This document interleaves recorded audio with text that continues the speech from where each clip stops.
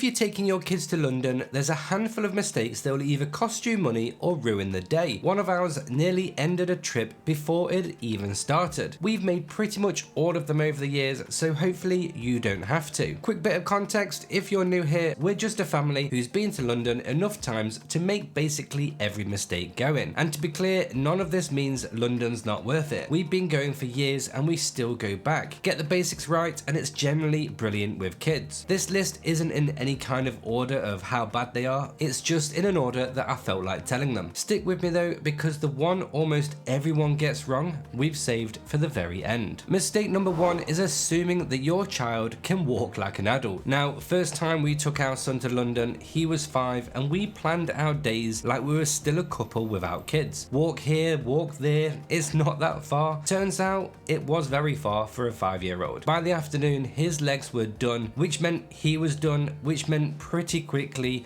we were done. Shorter stretches, more breaks, build the day around their legs, not yours. Mistake number two, and this is one that I mentioned right at the start, the one that nearly finished the trip before it had started. Turns out there were protests running through the city, which meant the big red buses, the ones we'd planned our whole route around, just weren't running. We stood at the bus stop for over an hour. That's right, an hour, just waiting for a bus that never came, because we had no idea that anything was going on. It takes about 30 seconds before you travel to check if anything's actually happening in the city that might alter things. The next mistake is turning up and just hoping for the best at the attractions. Things like London Eye or Shrek's Adventure, you can't really just wander up those without there being a big massive queue. And actually this ties into something that went a bit wrong for us later with tickets, and I'll come back to that in a minute, but definitely book ahead. The next mistake is booking a hotel outside central London to save money. And to be fair, this is something that I've thought about myself, but we just haven't done it. And to be honest, this mistake, it can save you money on paper, but it actually costs you money in reality. But you're going to be paying for it in the tube, in and out, every single day. It's not just the cost in terms of money, it is the cost in time as well. You're losing that time traveling from the hotel to the centre, and that's limiting the actual attraction time that you have in London. If Central's just not in the budget this time, that's completely fine too. Just build the extra transport time and the costs into your plan going in. Quick one, if you have made any of these yourself, comment which one. And if there's any mistakes that you've done that are not here, then comment them as well, because I'd love to hear them. The next mistake is just winging it on food and not having any kind of plan. Now, London's got an incredible food scene, but to be fair, it's also got a lot of overpriced, mediocre tourist trap food as well. And if you haven't got a rough plan, that's exactly what you're gonna end up eating. You don't need a full itinerary of knowing exactly where you're gonna eat every single day, just a bit of a rough idea with a backup. The next mistake is cramming every single day so it is full. Now, we used to think that more activities meant for a better trip. Turns out that everyone just gets overwhelmed, everyone gets tired. So if your itinerary is already looking packed, what I would suggest doing is writing down all of the activities and just ranking them on must-dos, would like to do, or could leave it for another trip, and then make a plan based on that so that you're not rushing from one destination to another. The next mistake is not giving your child any input into the itinerary. And to be honest, this is one that really makes me cringe the most. For years, I've planned what I thought was the perfect trip, and our son was bored by day 2. Now, before we book anything, we sit him down, we give him 2 or 3 choices, something that he wants to do, somewhere he picks to eat one night. It completely changes how engaged he is for the entire trip. I should have worked that out years ago. Now, this mistake is underestimating just how spread out London actually is. Now, remember where I said that the ticket thing would come in earlier in the video? Well, here it is. We basically assumed that a quick walk between 2 spots would take about 15 minutes. It took closer to 50, which meant that we missed the slot that we'd actually booked properly and had to rearrange the entire afternoon. London's bigger than it looks on a phone screen. Always check the actual walk-in time. Quick one before we crack on, if you rather know this stuff before you go than find out the hard way like we did, that's basically the purpose of this whole channel. channel. Hit the subscribe button. We do these videos every single week. If you are watching on the TV, then scan the QR code to subscribe. This next one is a quick one, and it is one that I'm quite guilty of myself because I am incredibly stubborn, but that is standing on the wrong side of the escalator. Make sure you do stand on the right. If you're in a hurry, then walk on the left. The next mistake is one that I have done on several occasions, unfortunately, and that is assuming that the London's best museums must be expensive and therefore we didn't use them. Some of the biggest and best museums in the city, such as the Natural History Museum, the British Museum, the Tate Art Museum, are completely free to just walk in. The next mistake is actually getting around the city, and I've made this mistake so many times. There's been times where I've not understood the tube and therefore we've walked everywhere, and believe me, walking from Covent Garden to South Bank takes a very long time. Other times when we've gone on the tube, we've just purchased paper tickets for the actual trip that we want to do, and in the long run that costs a lot more. Your best thing is to just use contactless. Tap in and tap out. It works out so much cheaper. And if you are going with kids, then don't forget, if they're under 11, then they do travel for free. But you do also have to bear in mind there are tube journeys that you'd actually be quicker just walking. Definitely worth a quick check before you go on the underground. This mistake is probably one of the biggest ones, and it's the one that almost everyone gets wrong, including us, and to be honest, more than once, and that is underestimating the total budget that you'll need. It's never the big stuff that gets you. It's not the hotel, it's not the train ticket. You've already budgeted for those. It's everything else. It's the coffees, the snacks, the go on then, one more ice cream. The small stuff is invisible until you actually get home